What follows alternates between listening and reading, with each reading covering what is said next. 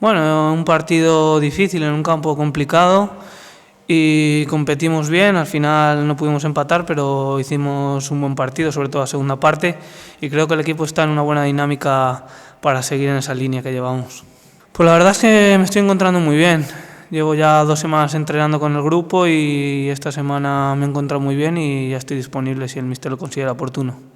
Sí, llevo un mes, pero el equipo está muy bien, lo he vivido desde fuera y la verdad es que esas 2 victorias consecutivas pues nos vinieron muy bien y ahora yo creo que en casa somos fuertes y tendremos que ir a por los 3 puntos.